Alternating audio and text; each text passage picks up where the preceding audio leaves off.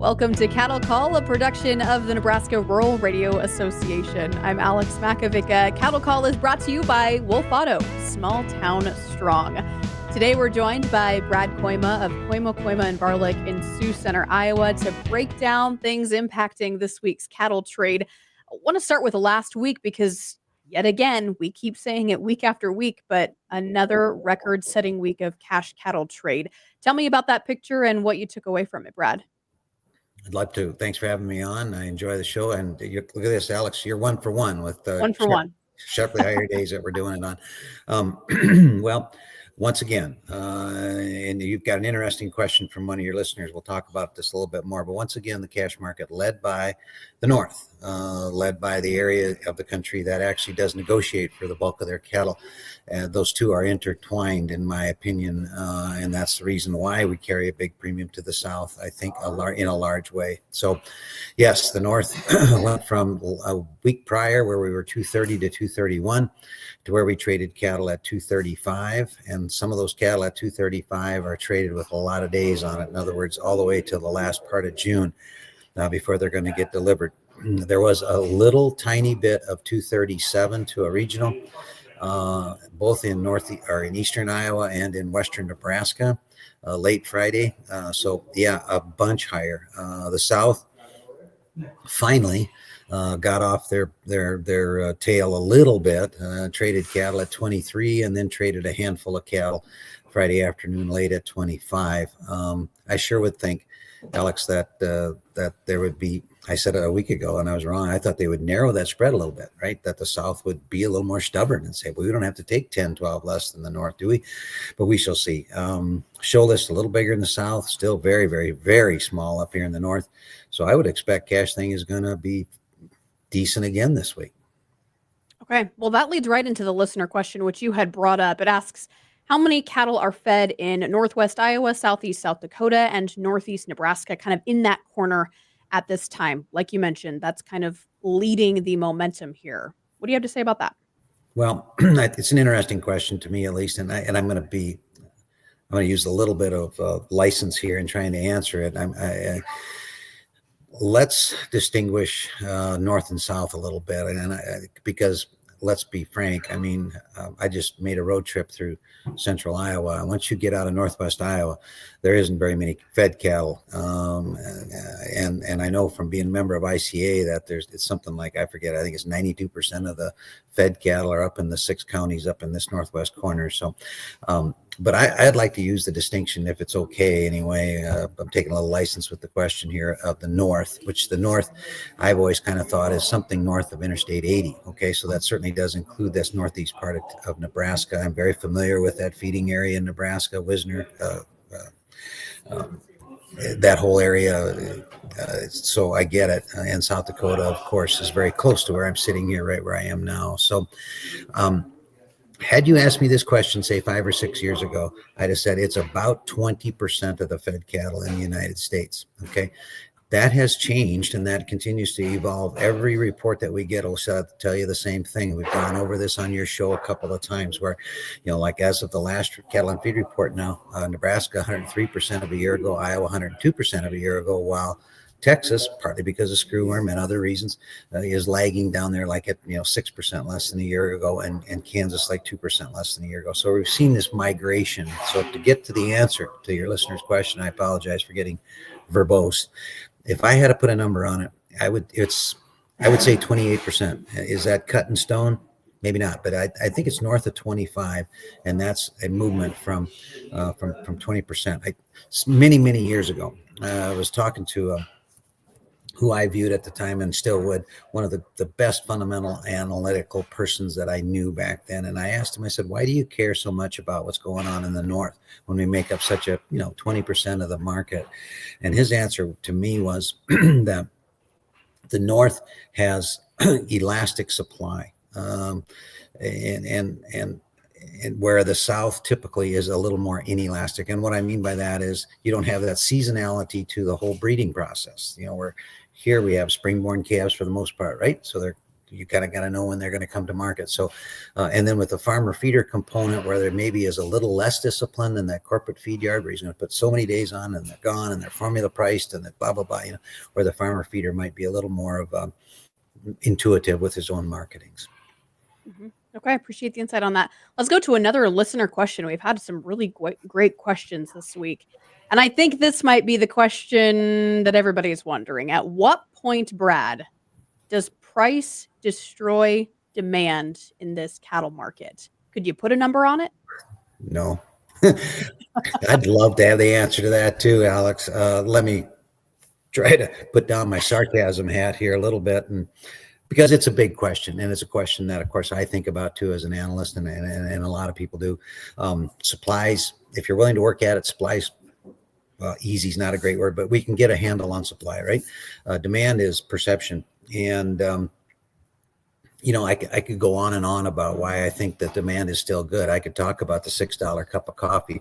I could look everybody in the eye and say, how many TV server, whatever this baloney is that you got to subscribe to 5-6 different things so that you can watch the Disney Channel or some movie that you want to see. How much are you spending on that? The economy is a different deal than it was here 25 years ago by a million miles. Now, we've got a bigger middle class. We've got a bigger upper middle class. There is some reality to the fact that you've got a more spendable dollar by a lot of these people, and they seem to not care what they spend it on. So if I could give you a hard answer, trust me, we just open up and go to the bank on Friday here. I don't see that we're there yet, I guess is how I'm trying to answer it. One thing that is negative, though, is if you start pumping this information at a consumer, if you start telling them that, you know what, this coffee's really high price now. I remember when that coffee had that big spike a couple of years ago, people will shy away whether they really even interpret it in themselves that it is or not. What I see is that the demand for domestic beef changed after COVID, during COVID, period. Nobody's going to convince me otherwise. You trained a whole generation that, gee whiz, I YouTubed a video and I'm grilling my own steak. I can do this 2 times, maybe 3 times a week for what it used to cost us to go out on Saturday night. So if we get there, we get there. Remember COVID, the boxes were a lot higher than this. We're nowhere near that point yet. Hopefully we got a little while to go before that happens.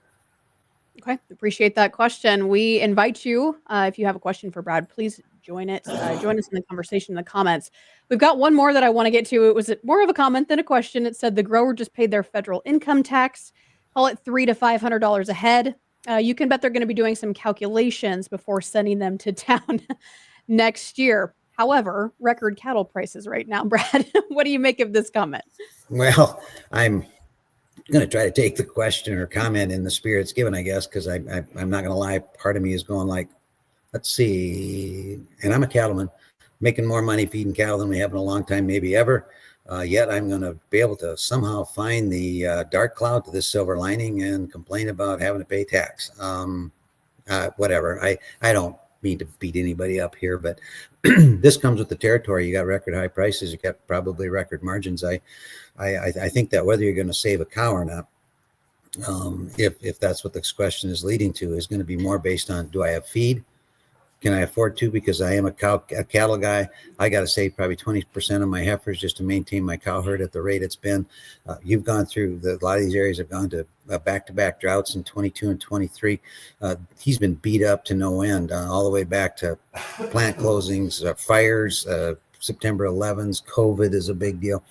I got to think that he's going to probably use economic incentive as to whether he thinks he can keep his family ranch going is going to be a bigger consideration than how he has to pay tax on it. But it's a concern for anybody. You got to be prudent with your taxes as well. But I guess my theory is let's try to make as much money as we can here. How about that? All right, there we go.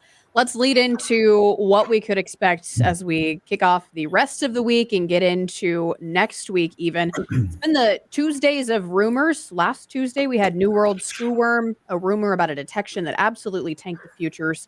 And then we got a rumor yesterday about a packing plant closing.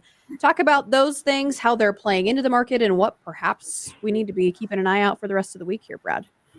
Good question. Good observation. It's been ironic. We've had 2 Tuesdays in a row, like you said, right?